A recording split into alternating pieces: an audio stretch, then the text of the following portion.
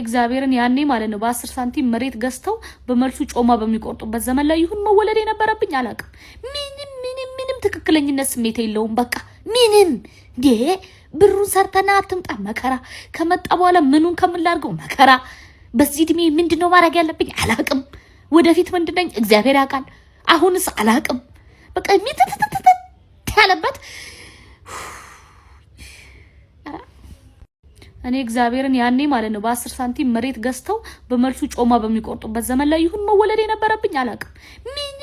ምንም ትክክለኝነት ስሜት የለውም። በቃ ምንም ብሩን ሰርተና አትምጣ መከራ ከመጣ በኋላ ምኑን ከምላርገው መከራ። በዚህ እድሜ ምንድነው ማድረግ ያለብኝ አላቅም። ወደፊት ምንድነኝ እግዚአብሔር ያውቃል። አሁንስ አላቅም። በቃ ሚተተተተ ያለበት እኔ እግዚአብሔርን ያኔ ማለት ነው በ10 ሳንቲም መሬት ገዝተው በመልሱ ጮማ በሚቆርጡበት ዘመን ላይ ይሁን መወለድ የነበረብኝ አላቅም።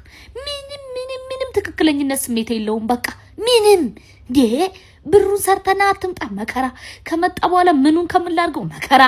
በዚህ እድሜ ምንድነው ማድረግ ያለብኝ አላቅም። ወደፊት ምንድነኝ እግዚአብሔር ያውቃል። አሁንስ አላቅም። በቃ ሚተተተተ